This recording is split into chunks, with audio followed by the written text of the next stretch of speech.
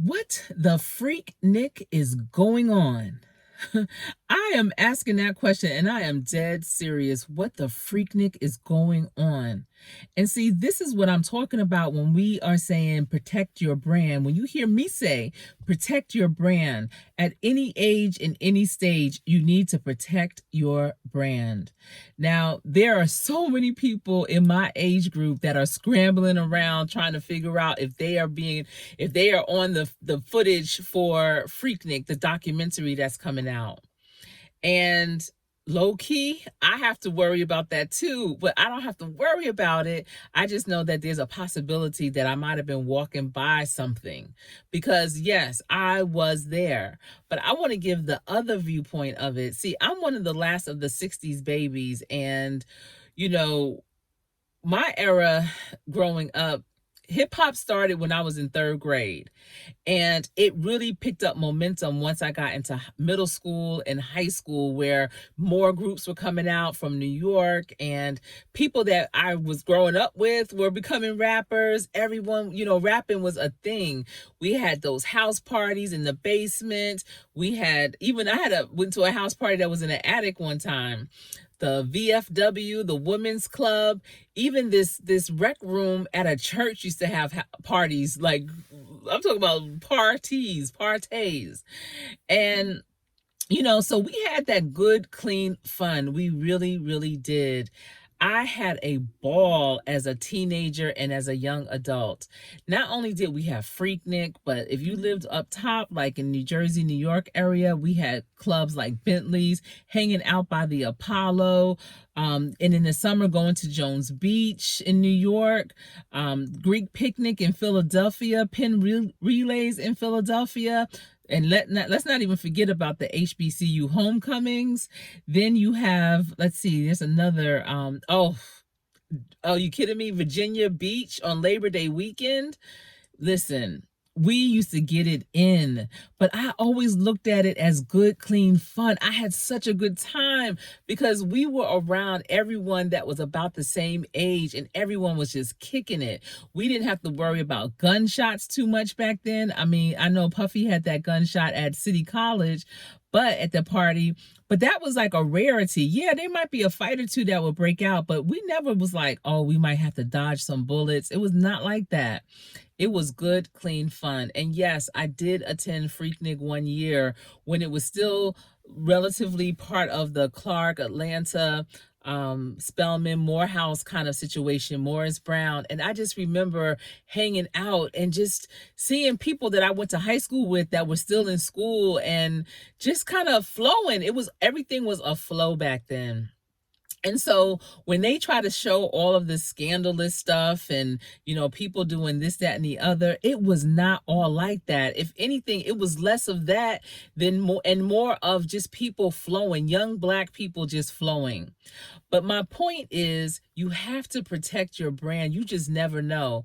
Now, I wasn't concerned about the filming. I would see people with camcorders and cameras and things like that. No, we did not have cell phones. We didn't have, mobile devices where you can film and upload anywhere. We didn't have laptops, none of that back then.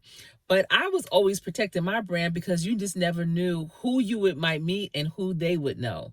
Just like I met my husband through his best friend, and I went to college with his best friend, and his best friend knew I was cool and I was a good person. And that's why he introduced us, after I graduated from school, because he knew I was good people and I wasn't just out there. And that's the thing, with our women and men, you don't know where your future will hold. You don't know who's watching you. You don't know what great things are in store for you. Even if it's not the people right there that's going to see you, you don't know where your life is going to end up. So all these people now that are scrambling around trying to shut it all down because they have power, they have positions of influence or whatever their situation is, and they're like, listen, back in the day I was not like this, I was a little bit more out there. That's, to me, that's shame on them. That's a reflection of their character. Now, yes, you can rebrand yourself. There's always a chance to have new beginnings, to do things better. But you have to keep in mind that where you are right now today is not where you might end up tomorrow. So live your life today as if you're going to be that great person tomorrow. But don't let the documentaries or the commentaries about Freaknik and all that really mess up your thoughts around things like that, because when I tell you I had a ball back in my day, I had a ball. And my friends and I, we all, I mean, the music, just the flow of things, meeting new people, people watching, seeing, the different dances that people were doing, just a lot of great things. The hairstyles, oh my goodness, back then, the hairstyles were dynamic. So many, it was like a hair show, fashion show, just everything. People cared about their appearance and they really did things to be unique. It wasn't too much of everybody trying to look alike. It was a lot of things going on that was unique. And I just have very fond memories. Now, if they're bringing out these videos and making them into documentaries about Freaknik, I can only imagine the other things that they may have around, like I said, HBCU homecomings, Virginia Beach, Labor Day weekend. That right there was everything. I went 1 year and had so much fun.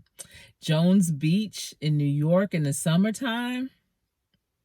And I can't really remember the weekend, but all I know is when I used to go to Jones Beach for that day, they would have this Saturday. It was like Jones Beach Day. I don't know who started it, organized it, where people were coming from or whatever. But first of all, the traffic was bananas. And then I would go, and like to this moment, I have not seen the ocean where Jones Beach is. It would be so many people. I couldn't even make it down to the water. That's how many people would be at that beach. Greek picnic in Philadelphia at Fairmount Park was everything. The pin relays, and I know pin relays is still happening, but I don't know if it's happening like it used to, but it was everything. So there are so many great things. The CIAA tournament, the MEAC tournament, like all of those things happen all the time, even now. And there's so many great things to capture from that. I mean, we could talk about the economic impact that occurs for the areas that those events are taking place, because when we come to town, we spend money on food, on clothes, on hotels, on so many things. And they need to talk about that and show us how we are very impactful when it comes to spending our money and where our dollars are going, because we could really turn some things around when we have events like that, and maybe support more Black businesses or small businesses and really turn the economic blueprint for that area all the way around. I know when the CIAA was here in Charlotte made millions of dollars. I used to know the exact amount, but I forget. But I know that they are feeling it because it's not here anymore. It's in Baltimore. But I just wanted to come and give my point of view on Freaknik, and to maybe have you look at it in a different light, from a different viewpoint, and know that it was not all that scandalous. It wasn't all about that. It was just about flowing and being young and having fun and just living your life. And for those of you that are still young and living your life, live your life, but protect your brand, because you don't know where you're going to end up. You might look at it and say, I don't even know where my career is going, what kind of career path I'm on, but trust me, there is something greater later for you. So protect it today. That's all I have for you. I just wanted to come on here and talk about what the Freaknik is going on. I am Coach Sherry, and it has been my pleasure to share with you today. So thanks for tuning in, and I hope to see you again soon. Stay safe.